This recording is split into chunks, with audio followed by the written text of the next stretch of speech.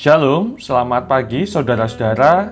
Kita berjumpa kembali di dalam renungan dan doa pagi GKJ Kemuliaan di hari Kamis 23 Februari 2023. Pertama-tama izinkan saya menyampaikan selamat memasuki dan menghayati masa Prapaskah 2023 untuk kita semua. Semoga di masa Prapaskah ini kita semakin mampu untuk berbenah diri menjadi lebih baik lagi. Saudara-saudara, renungan pagi ini agak berbeda dari sebelumnya, di mana renungan pagi ini dan yang akan datang akan didasarkan pada suatu tema tertentu. Tema renungan pagi ini yaitu khotbah Yesus di bukit dari Matius pasal 5 sampai dengan yang ke-7. Bersama-sama kita akan merenungkan dan merefleksikan akan pengajaran-pengajaran Tuhan Yesus di dalam khotbahnya di bukit. Renungan pagi ini berjudul Kebahagiaan Sejati dari Matius pasal 5 ayat pertama sampai dengan yang ke-12. Sementara nats Alkitabnya di ayat yang kedua dan ketiga. Saya akan membacakan nats Alkitabnya untuk kita semua. Matius pasal 5 ayat 2 sampai dengan yang ketiga. Maka Yesus pun mulai berbicara dan mengajar mereka, katanya, "Berbahagialah orang yang miskin di hadapan Allah, karena merekalah yang empunya kerajaan surga." Demikianlah bunyi firman Tuhan. Saudara-saudara, salah satu pasal yang paling terkenal di dalam Injil yaitu khotbah Yesus di bukit. Matius pasal 5 sampai dengan yang ke-7. Bahkan Mahatma Gandhi, tokoh negarawan dan spiritual asal India, sangat terinspirasi dari khotbah Yesus di bukit. Renungan pagi ini didasarkan pada Matius pasal 5 ayatnya yang pertama sampai dengan yang ke-12 berisikan ucapan bahagia. Saudara-saudara, pertanyaannya adalah siapa di antara kita yang ingin bahagia? Tentu kita semua ingin bahagia. Tetapi apa tolak ukur kebahagiaan itu? Harta uang bendakah? Status sosial, jabatan, menjadi orang yang terkenal dan dihormati, atau yang lain? Ada beragam standar dan cara masing-masing orang untuk menjadi bahagia. Tetapi firman Tuhan pagi ini mengajarkan kepada kita sesuatu yang berbeda dari cara pandang manusia pada umumnya mengenai menjadi bahagia. Dalam khotbah di bukit, Yesus memaparkan tentang kebahagiaan.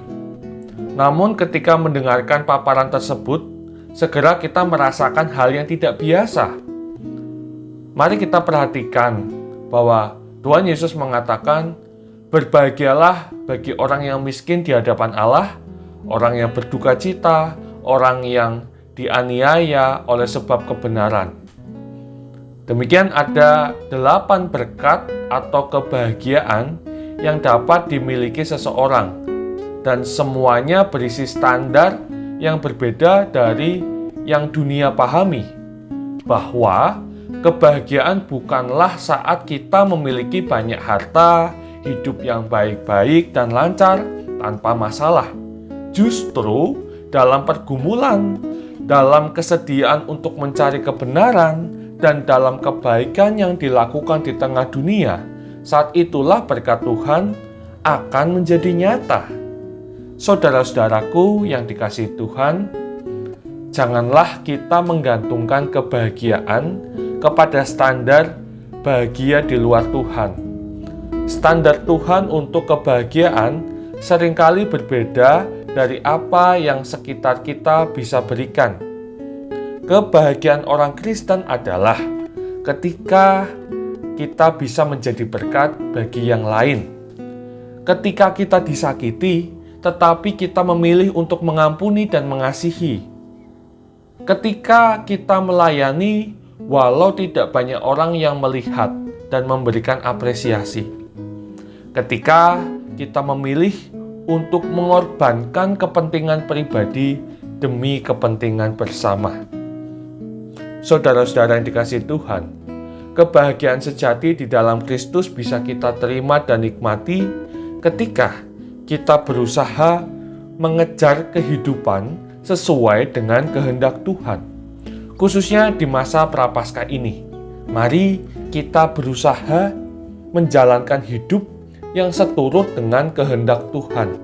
Niscaya saudara-saudara, berkat-berkat Tuhan, kebahagiaan di dalam Kristus bisa kita rasakan dan kita nikmati dalam hidup kita. Amin. Tuhan Yesus memberkati kita. Kita satu di dalam doa. Selamat pagi Bapa di dalam surga. Terima kasih Engkau bangunkan kami di pagi ini dengan tubuh yang sehat dan hati yang penuh sukacita. Itu semua adalah kasih anugerah Tuhan. Saat ini kami memasuki masa Prapaskah. Kami belajar dari firman-Mu agar kami bukan mengejar kebahagiaan menurut dunia, melainkan kebahagiaan menurut Engkau. Itulah kebahagiaan yang kekal. Hal itu bisa kami rasakan dan nikmati jikalau kami berusaha hidup seturut dengan kehendak Tuhan.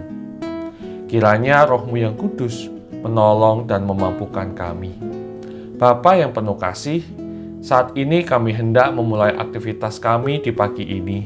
Kiranya Engkau sertai dan bimbing kami. Berikanlah kami hikmat Tuhan, dan biarlah apa yang kami kerjakan hari ini seturut dengan rancangan-Mu yang mendatangkan kebaikan. Terima kasih ya Bapa. Inilah doa kami yang kami naikkan di dalam nama Tuhan kami Yesus Kristus, Juru Selamat kami. Kami berdoa dan mengucap syukur. Amin.